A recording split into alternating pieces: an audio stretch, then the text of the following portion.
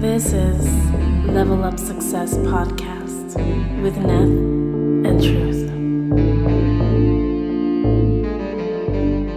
Yeah, no, awesome. So yeah, let's do it. Let's talk about it. So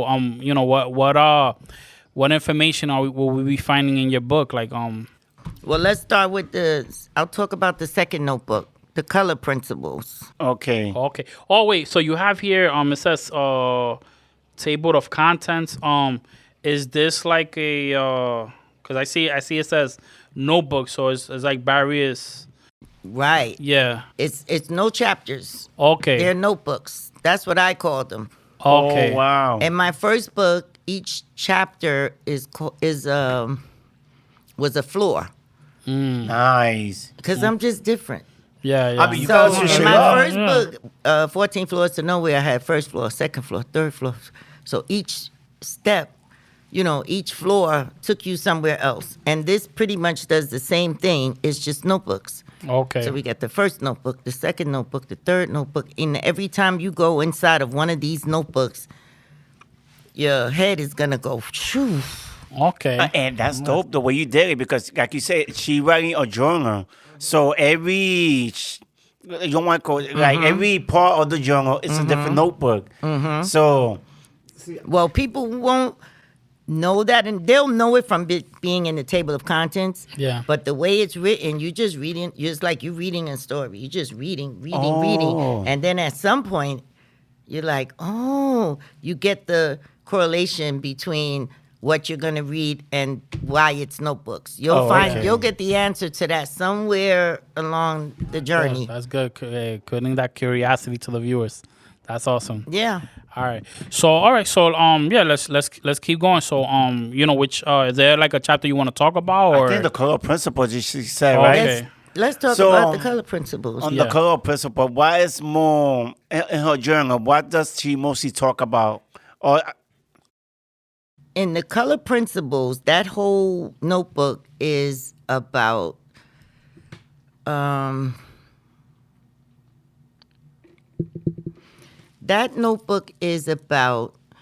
family colorism within, because this story is based on a black family, but it's also based on colorism between races, cultures, or whatever, because there's the best friend of the mother who's Dominican. There's the best friend of the daughter who's Puerto Rican. So I created all these characters on purpose. no to get that sense of diversity. Yes. Right, exactly, Yeah. because I wanted to show the interaction between our communities. I think it's even a Trinidadian in there somewhere and a couple other people. no, definitely. But what I did was I reversed the typical what you hear, which is usually darker skinned people, what they go through from lighter skinned people, and I'm not saying they do or don't. I know they do. But I also know that light skinned people get a lot of crap from darker skinned people. And what I personally think, this is just my humble opinion, it depends on what the household looks like. So if you happen to be the one dark-skinned person in a house of where everybody's light, then you're gonna, what do they? Let me see, or negro. You'll be the moreno or whatever. The emphasis will go on your pinpoint. color because you're the only one against a bunch of light-skinned people, right? Yeah. The other side to that is you happen to be the light-skinned one, and you're in our family, and all of us are this color, so now we decide to call you names. Because nobody never talks about that, and that's why I talked about it. Okay. You see? Because if you say black, dark, if you refer to someone being dark-skinned, everybody will come to that person's aid. But if somebody calls you a yellow bitch or a yellow man or whatever, it's like no big deal. Yeah. That's not offensive too, It is offensive, of course. Yeah. right? Yeah, it is. It makes sense, guy. Right. So instead of writing the typical the dark skinned girl getting abused by all the lighter skinned people, I reversed it because I wanted to point out sometimes other people can be really mean too. Sometimes other people can be really mean as well. Oh, wow. And it's a subject. What happens to the lighter skinned person? Nobody never talks about that, right? Yeah. No, I've seen it. It's So funny I'm that you talking say about it. It's funny that you say that. I've seen it on TV, and a lot of people like you go. I find it funny because it doesn't matter if you guys skin or dark skin. We still people of color, and we still go through the same type of racism. Yeah, no, we go through the same things. Let me say, like one thing that happened to me when I went to DR once, right? So I visit my mom's side of the family. I know I discussed with you that my mom, she's dark skinned, she's darker than you. So when I went over there to DR, one of my cousins like, oh my God, look, you grew up to be one of the beautiful ones. I'm like, what do you mean by that? What does that mean? And she said, yeah, no, you one of the beautiful ones. You one of the light skinned ones. I'm like, no, but I think you're beautiful too. Like I don't understand why you said that. So at the time I didn't understand. Once I grew up, then I started to understand. Like even if in our country we have that diversity where one color is against another color, and it shouldn't be that way. We all the same race. You know what I mean? So it didn't make sense to me. Like and I'm talking about this is something that happened when I was around 11, 12. Right. You know what I mean? And the person that said this to me was the same age. So I was just like, yo, like where did that come from? It's a colonizer brain. I reached out to her. No, I reached out to her years later, and she told me, nah, I didn't understand what I was saying at the time. Like, she understood that she's beautiful and all of that. But it was just a mindset that they have from young because they hear people talk, and it was. Like, it was sad. That's why I decided to reach out to her. But then, we came into an because it hurt you. Yeah? No, it made me feel weird. Like, it was weird. Right, like, I'm like, what do you mean I'm the beautiful one? I don't understand what that meant. Wow. You understand what I'm saying? I didn't know what that meant at the time. What? Well, because now of my color? You see why I had to write this book? So it's crazy. The whole book is not based off, that's just one notebook. But I had to put that notebook in there, and I put it in the beginning. It's the second notebook because it was important. Because colorism is horrible. I've experienced it as a black woman. I've experienced it from darker skinned black women or from lighter skin because I'm in the middle of both ends. I'm the Carmel girl in the middle. So I get to see from things from both ends. You see what I mean? No one's bothering me because I'm light. No one's bothering me because I'm dark. It depends on the dynamics. What's the population of who I'm around. You see what I mean? Yeah. And I've also had it from other people that are also brown as me. Or browner sometimes. Just my hair, my complexion, and people don't realize that they're hurtful things. They don't realize, like, I don't think people do it necessarily because they're trying to be mean. They think they're being helpful. Yeah, no, it's no malice intent. It's the thing, that's how they were raised too. That's the thing. Exactly. Sometimes even the community, like if the whole community is doing the same thing, they start thinking. People don't realize how much the community affect you in your way you think, or the way you think. Exactly, and that's why I wrote this book. All right, so what other interesting things will people find in the book? Yeah, because we just have a long conversation. That's only one part. That's a big conversation, right? I know, that's just like 1/15 of the book, and we have like a conversation. Oh my God. So if you have another part that you would like to talk about. Okay. Let's do the fifth notebook. All right. Dear God. Okay. The character is questioning God. Rightfully so, because she's a teenager. She's only knows what she's experiencing in that home. And she also knows that someone is carrying her off to church, her mother, every Sunday. And she's being forced to listen to the pastor, The you word of know, God, yeah. to go along with this whole thing. And she's trying to make sense of, how does this make sense? Because I'm at home, I'm getting beat, I'm getting abused, all these different things are going on.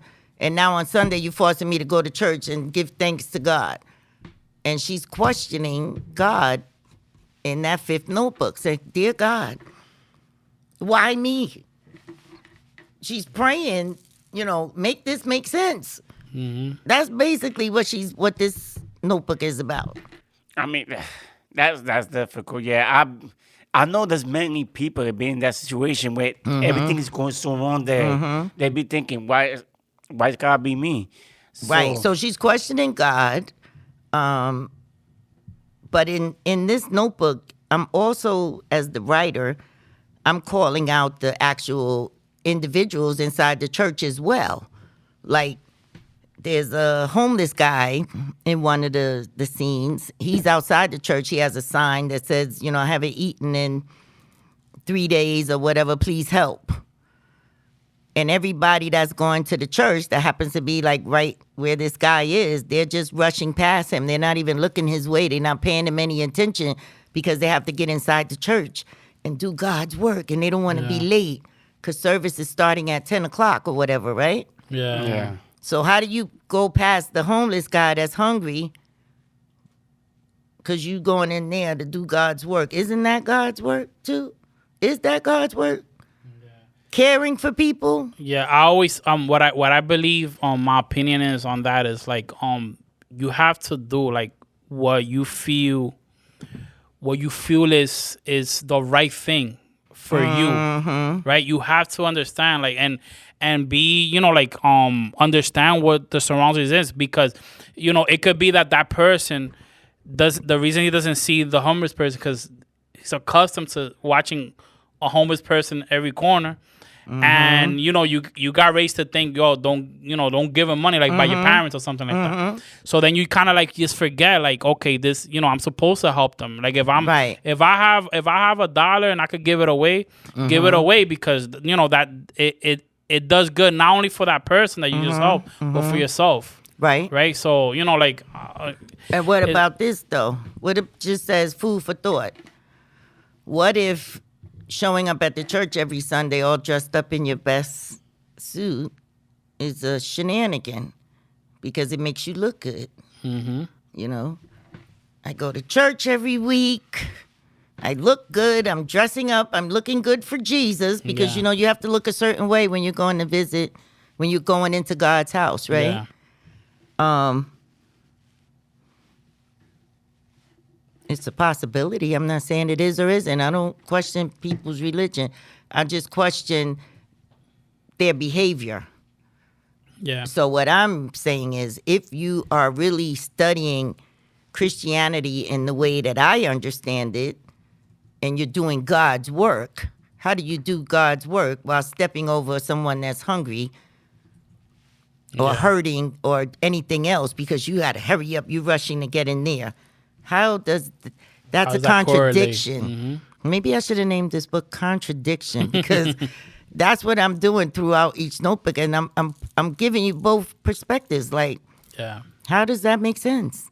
Yeah, no, it really doesn't, man. And we do see a lot of things. We do see a lot of people that, you know, who follow, you know, like God's you know, word, and but then you see their actions is totally different than what it is that they're perceiving to show you when they do go to church. So we do see that. We do see that. The gossiping is another issue that's in that notebook, in the fifth notebook. You know, you're more concerned about how tight someone's skirt is. Oh, she shouldn't be coming in here with those. I know somebody like that. So you know what I mean? You worrying about the size of someone's breast and how it's hanging out the shirt. You worrying about all these things that have nothing to do with you. It's not your business, right? And from my understanding, the church is supposed to be the hospital for the sick. That's what I was told, right? So if I'm already fixed, then I don't need to be in there. And if I'm not fixed, that's why I'm showing up maybe inappropriately or with the wrong clothes or whatever. But let God put it on my heart to say, that skirt is too short and it should, you see what I mean? Yeah. It's not for you as the two church people to stop me at the door and don't allow me in because you don't think I'm appropriately dressed for your God.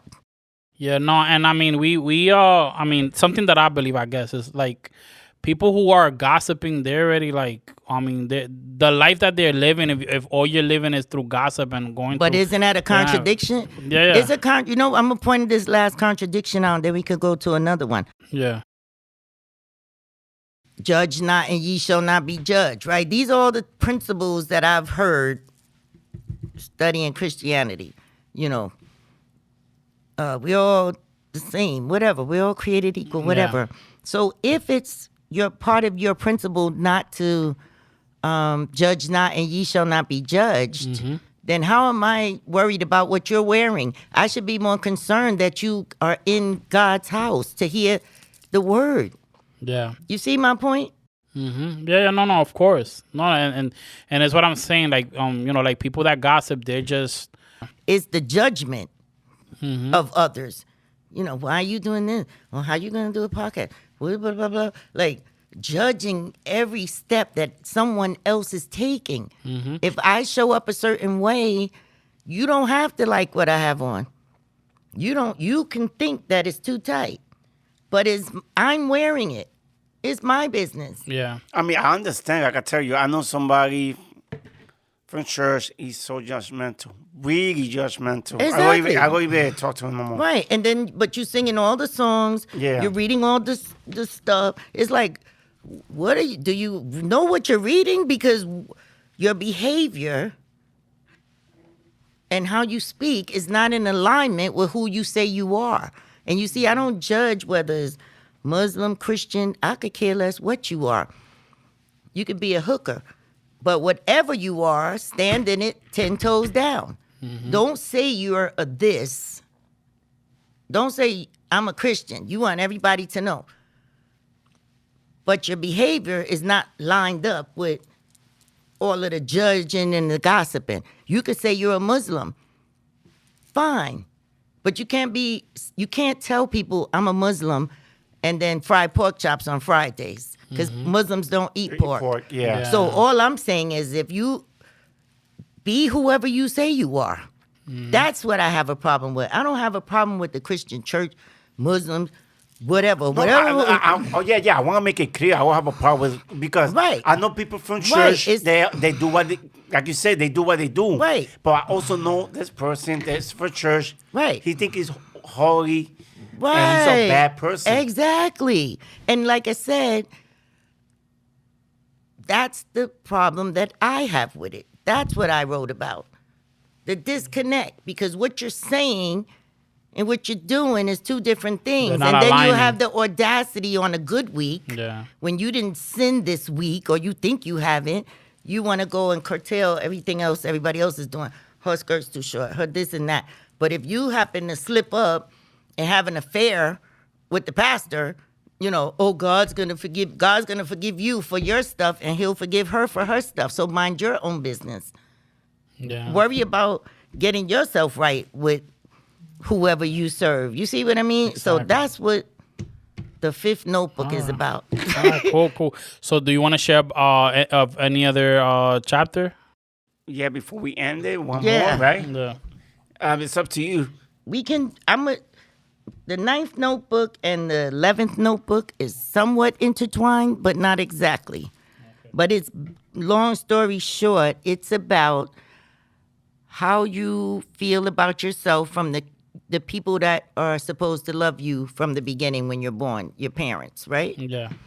Okay, so how if you're a little girl, your father is your first man in your life that's going to set the tone for how you feel and what you expect from men, and vice versa if it's, a male and the mom or whatever. Yeah. When there's cracks in that foundation and things are missing or things are not the way they're supposed to be, and you send a wounded child out into the world, those are the most vulnerable and the ones that become victims and prey to predators, because it only takes someone showing up and saying, wow, you're so pretty. You see? Yeah. So you're 15. No man has ever told you were pretty. And now you're in high school or whatever, and here comes some guy. He's like, you so beautiful, you so pretty. And he's being nice to you and buy you some candy or whatever. Yeah. Where you think you're going to end up? Yeah. It don't take much for him to lure you off somewhere because nobody never told you was pretty. So you're so taken from hearing it. But if your father told you when you were 2, 3, 4, 5, 7, by the time that little dirty boy shows up and says, you so pretty, you'd be like, could you get out my face? You see what I mean? Yeah. So no, I was gonna ask how important is a child's life, like, and I'm talking about from the age of, let's say, 4 all the way to the age of 8, because those are the times where those are the times where kids really experience what they're, like their environment, what they're going through. So like, how important do you believe that is, like, for you to the child's upbringing from, like, let's say the age of, let's say 4 to 8, like, more or less? I think it's very important, but I think it happens even before that. Oh, wow, really? Yeah, because I'll tell you, I had an incident with my grandmother, my mother's mother, and I only know the story because it was told to me later on when I was older. But the story is, apparently I was 2, and I called my grandmother a black dog, right? According to the story that they told me out there. And she went ballistic and started screaming, who's a black dog? Who? And I had enough sense at 2 not to tell her that I was talking to her. I pointed at the stove and I was like, and the stove was white. So I knew at 2 to escape. But I also, what made me call her that at 2? Where did I hear that? Or was I just so intelligent at 2 that I just knew there was some things about her that I didn't care for? And I was feisty at 2. Like, I don't know exactly. Yeah. I only know what was said. Okay. But is that normal for a 2-year-old to call their grandmother a black dog? I And mean, the I don't know. question is why. So what I mean is, even before 4 years old, whatever was moving around me wasn't completely 100% normal, because that's not normal.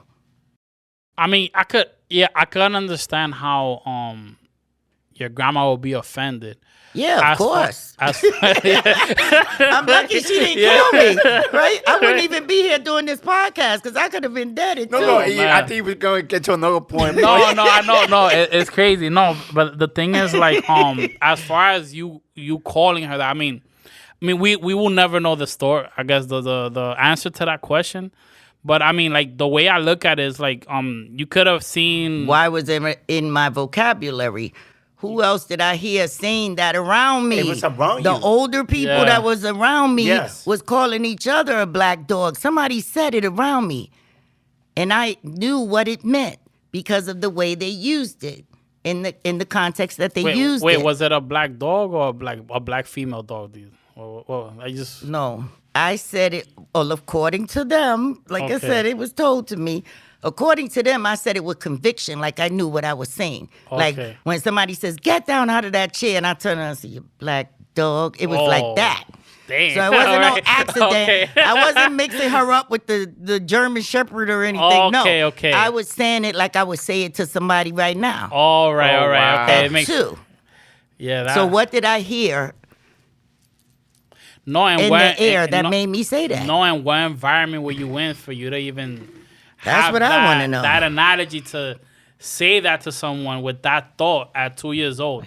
Right. So I brought that point up because when you said 4, what you do around a 2-year-old, what you do around a 1-year-old, if a newborn can experience trauma. They can't express it. That somebody's smacking them up or whatever. But you feel it. It's a visceral, it's a feeling, right? Yeah. So 4, by the time you get 4, you could already be super traumatized. Yeah, no, that's true. It's crazy, you know. And I only say that because you know, you start having like some type of reason at 4. Like I could remember certain things from 4 years old. Right. You know, so that's why I expressed that age. But yeah, no, it's from the time and that you're born. We don't know the exact age, but we do know that it happens early. We start remembering things that are traumatic. We remember stuff. Yeah, that's one of the reasons I was saying before. Like the way we are raised in our community, it also affects the way that we act. So, like you were saying, like since you must have said that because you must have heard somebody say, and it was already in your mind. You already know what I mean. Right. If you did say that because you were 2. Right. So, maybe some of my siblings were talking about her around me, and I heard it, and I, being 2, just blurted it out, and it was supposed to be a secret. You see what I mean? I blurted it out, and they had enough sense not to say that to her face because they were older. I don't really know. I just know that I was 2. Yeah. And where did I hear that? What did I hear? What made me say that? Yeah, no, that's crazy, man. But yeah, no, we having an interesting conversation today, man. Yeah, like this is it is. Yeah, it's very intriguing. So there's something that I noticed, right? When I looked at the end of the book, right? I noticed that you have like certain affirmations. Yes. At the end of the book, like why is that? And you even have you even have like a victims of crime and family, like like what are the people into? Helpful resources, because this book has so much stuff in it that it's going to ruffle a feather here or there. And I wanted to be responsible and offer some helpful numbers and resources because I didn't want anyone to get to the end of the book and be all in their feelings and do something crazy and, you know, and I would feel responsible. So at the end, I didn't just hit them with the story. I'm like, okay, so now if you are upset after reading this story, call this number here. Call this number and get some help. Call this number. And I gave you a whole bunch. I'm like, what is this? Yeah, there's a whole bunch. What am I in for? Like, oh no, but that's good though. It is. It's good and thoughtful. I mean, and it just what this is doing for me is intriguing me even more to want to read this. Like I'm like, like what kind of stuff am I gonna read? Right. That you're going to need a helpful number at the end. Like right? it got me crazy. I'm like, I'm gonna read this.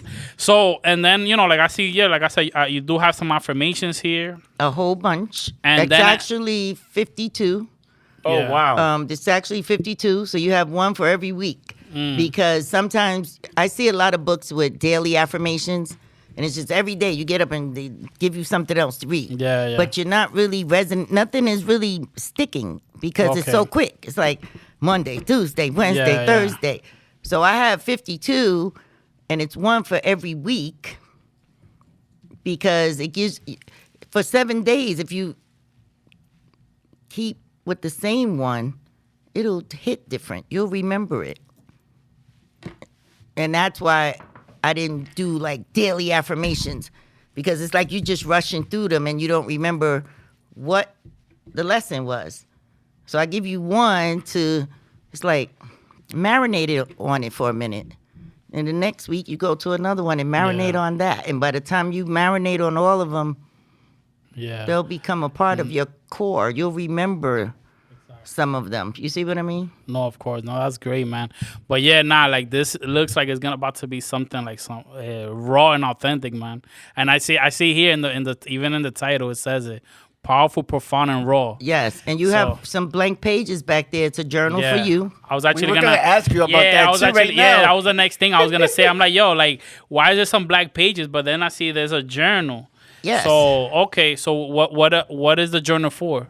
For you to write your feelings after you finish reading the book. Okay. Of what it meant to you, what it kicked up in you, whatever emotion you're feeling at the end. That's what that journal is for. Okay. It's just. It might inspire you to write a book like you did. So that's dope. Exactly. And it's just to sort of plant the seed. Yeah. Because there's not, of course, enough pages for you to start a whole journal. But it's to give you the idea to get your own journal and start writing stuff. How important you think it is for people to write? Very important. I love it. Yeah. You know why? And it'll tell you in one of these, somewhere in there, the good thing about paper. You know the good thing about paper? Paper doesn't throw anything back in your face. Right? All right, yeah. Yeah, And of it's course. between you and the paper. See, if you tell it to me, I may repeat it. Yeah. Right? I may tell him as soon as you walk away, like, you know what he said? Yeah. But if you write it down, it gives you, some sense of peace because you got to express it. Yeah. Because that's what we all need, just to express stuff, right? We need to get it out Get of it us out, and yeah. put it down somewhere. When you put it on paper, it's between you and the paper. The paper is not going to judge you. The paper is not going to throw it back in your face. And you get to say whatever you want. Yeah. It's not even going to stop you and interrupt you like I may do. I mean, you could tell people I wrote something too, because I mean, it's powerful when you write. That's the thing. I mean, I never wrote a book, but I've written some more stuff Right, for myself. right. Like, so, and it's It incredible. can save your life. It can keep you out of trouble. Yes. Definitely. You know when you're Yeah. upset Yeah. at your girlfriend or something, instead of going over there, destroying stuff or saying things that you may regret the next day out of anger, grab a notebook and call her all the stuff you want to call her on paper. And once you get it out of you, you're going to feel a little better because you vented. And then you can rip it up and throw it out. And she never knew that you even was feeling all that stuff 2 days ago, because 2 days later, you're not feeling all that stuff. Now you're in love again. So instead of having the habit of always saying everything that's on your mind in that moment and getting in your feelings, when you're in your feelings, grab some paper. Write it down. So that's why that powerful, journal yeah. is there, because I want to encourage people to start writing. Nah, I'm dope. gonna have to start writing again. I mean, I don't know if I could write a book. I can say, but I'm gonna start writing like I used to, because I used to write like, I don't know if I could say poem or songs. I guess say song. Right. So it does help, though. You'll be It's a surprised. judgment-free zone. Yes. You can write whatever you want. It's for you. If you think your songs are good, write them down. It doesn't matter what he thinks, what I think, whatever. It doesn't matter what you think Yeah. about my book. So It's what I wanted to write, and that's the freedom of writing. It's between you and the paper. like you were saying right now, it doesn't matter what people think. When you start writing the book, maybe I should ask you before. Was the critique bad or good, or do you even care about the critique, or I because did you know somewhat. But then again, I think I was critiquing myself more so. It's like once I presented it to someone else and said, "What you think about this?" I'm already convinced that it's good. I'm just waiting for you to confirm, like, yeah, this is good. You see, because if you probably said, "No, I don't like this," I probably wouldn't listen to you anyway. Knowing me, that's just me. no, I'm just saying. No. I'm No, the but same way it's a because- positive mindset. No, I'm saying usually, in all fairness, when you write stuff, it goes to an editor because they take this out, move that over there, Yeah. whatever. I'm just one of those personalities. Like, I may hear something that, if it makes sense to me, Yeah. I will implement the change. But if it doesn't make sense and it's coming from just your personal opinion of, no, you should move this notebook over there, and I think you should have said this or take this out. If I don't agree with it, I'm just not going to listen. I'll take my chances like I do with everything else. Yeah. I'm going to put it out there the way I think it should go. That makes sense. I mean, that's let one it do thing what I it do. usually say. Like, it's good to take critique, but know which one to take, because some Right. critique are not even helpful. And some critique is based off what? Like, all that is in my affirmations. You'll see. Oh wow! That's So we already another took thing. about. Yeah. How people critique things like, who made you the professional on color codes, or that doesn't match with those shoes, or whatever. Who told you that you such a great color coordinator, yeah. No, fashion designer, No, book and a lot of writer? people that You gossip see- and critique, they're not even doing that work. Right. It's like, what are you talking And about? sometimes the reason why you have to be suspicious, I'm not saying, no, I don't like this, I probably wouldn't listen to you anyway. Knowing me, that's just me. No, I'm just saying. No. I'm No, the but same way it's a because- positive mindset. No, I'm saying we- usually, in all fairness, when you write stuff, it goes to an editor because they take this out, move that over there, Yeah. whatever. I'm just one of those personalities. Like, I may hear something that, if it makes sense to me, Yeah. Yeah. I will implement the change. But if it doesn't make sense and it's coming from just your personal opinion of, no, you should move this notebook over there, and I think you should have said this or take this out. If I don't agree with it, I'm just not going to listen. I'll take my chances like I do with everything else. Yeah. I'm going to put it out there the way I think it should go. That makes sense. I mean, that's let one it do thing what I it do. usually say. Like, it's good to take critique, but know which one to take because some Right. critique are not even helpful. And some critique is based off what? Like, all that is in my affirmations. You'll see. Oh wow! That's So we already another talk thing. about Yeah. How people critique things like, who made you the professional on color codes, or that doesn't match with those shoes or whatever. Who told you that you such a great color coordinator, yeah. No, fashion designer, No, book and a lot of writer? people that You gossip see- and the trick, they're not even doing that work. Right. It's like, what are you talking And about? sometimes the reason why you have to be suspicious, I'm not saying don't listen to others, but suspicious at least, because you don't know where their heart is when they're critiquing. yeah. You don't know if it's out of jealousy. It's like, hey, what you think about my podcast? And he's telling you all this negative stuff. No, I don't know. You don't have enough space. You know, he's just coming over. Look, but it's really because he wants to do a podcast. He's mad because you're doing the podcast. So his advice may not be authentic. No, I learned from the early start because my hobby. I don't think I talk about it. Is making music. So I remember when I made my first CD, I was just giving it to everybody, and the critique was not good. But I mean, And they crushed your spirit. no, that's the funny part. I never did because I was thinking they just being haters. So Yeah, that's how you gotta think. Yeah, there you go. See? That's Yeah, right. yeah. no, believe me, I actually believe in my music. I know there's some people that if they hear a bad critique, they be like, "Oh man, maybe I shouldn't do that." But I never took it bad. Like I always used to believe That's like good. they just don't understand my sound. Right. So, and that's the- what I'm saying. If you can I can handle it. When people, it's like I don't have to agree with what you're saying. If you can handle it, then by all means share it with everybody. Because I do. I said, what you think about this? But if I don't really feel like your feedback makes sense, I'll be like, whatever. You see, I can dismiss No, it. as long as you know, Exactly, yeah. as long as you know it's just good. Like I was saying with my music, I already know it's good. I just, like you would say, I just wanted people to hear it to see Right, what they because you're feel. excited about your I- accomplishment. Yes, Exactly. Perfect. And here came the haters. of course. They always come, man. So you know, you gotta be prepared. Just know where you're at. Keep your mindset elevated to what it is that you are accomplishing, and everything will turn out fine. And thank So- God for the haters. Yeah. Because they let you know when you're doing good. Right? No, and and not only that, they are the best critics. Right. Sometimes like Right. they'll say something to you and you're like, oh, I could use that. Right. Yeah, okay. Exactly. So let's improve. Like, you know what I'm saying? So There's Yeah. a benefit So, to yeah. everything, even manure. Don't they use that for something? To fertilize? I believe so. Yeah, I mean, Right. this that fuck everything. Yeah. Exactly. So that's the bottom line is there's a purpose for everything, even when it doesn't feel good all the time. But there's Yeah. a purpose for everything. Everything happens for a reason. Oh wow. All right, awesome. So my last question I would say would be like what would be the message that you would like to give to our viewers?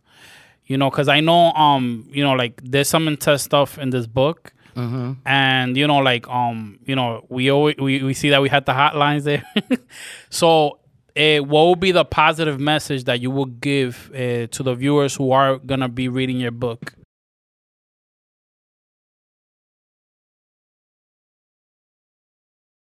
The message for the viewers is number 15, which is for mom and everyone, full circle. Read that Okay. because I summarize everything. And there's a powerful message there. Okay. There really is. And it brings it all together. And I guess it's when you know better, you can do better. Okay. But Yeah. you would have to read Full Circle. That's what it's called. Full Circle, which is Okay. That's the last chapter. number. basically. No, it's not. Oh, it's not? Okay. No, but it's number 15. Oh, okay. Oh, Got okay. you. Got It's you. number 15, All right. and it's gonna bring it all the notebooks Bring it together. all together. It's going to blend it all together, and it speaks to the community at large. All right, spoken like a true salesman. All right, guys. So, right? Saleswoman. Yeah, well, yeah, saleswoman, Yeah, saleswoman. come on. Sorry. You know, like I know it's something that we gotta grow into that too. Mm-hmm. All right. So basically, we want to thank you for coming through. Thank you for having me. Very, very entertaining segment we had today. No, real entertainment, and we gave mad knowledge like always and power to our community, and that's what we try to do right now. Right, and that's what you are doing. You ain't trying, you doing it. Oh yeah, And I'm proud of you. I gotta Thank change you. that part. Try. I've Yeah, done yeah. it a couple of times. Yeah, I gotta fix that. All right, awesome. So I'm proud of yeah. you guys. I just want to say that on air. And thank you for coming. And that's serious. I really do appreciate that you took time to come over here and be our guest, because I know you gotta travel to come over here. Yeah. So, I say that to every guest. I do appreciate, because they're gonna have to come over here and now they're showing love to our community, and we all helping each other at the end of the day. I'll be back because we going viral. Oh yeah, no. We definitely want you back. So We want you back on your yeah. third book, because I'm pretty sure she's gonna buy another book anyway. So we definitely gonna have you back. Okay. And, yeah. And I'll before be back. Yeah, Wait, and before tell me, I'm Wait, sorry. no. Where can we find you? You can find me on Facebook. My real name, DeVeatrice Bryant. Okay. And you can find me on Instagram at This Woman Is Talented, in case you didn't already know that. Yeah, definitely. Love the confidence. So yeah, we'll put it in a link. Okay. Yeah, so that Just give people me can your follow. information so I could put it on we're gonna put it in our podcast app. Like, we could follow us at levelupsuccesspodcast.popbeat.com. Or if you want to go to the website, you could go to any app like Spotify, Google iPad, Podcast, Apple Podcast. Yeah, Apple Podcast. Right. No, it's iPodcast. I think it is. any We'll figure music it out. app. It I doesn't did really forget matter. to tell them that it's on Amazon. It's on Okay. Audible. And it's available for Kindle.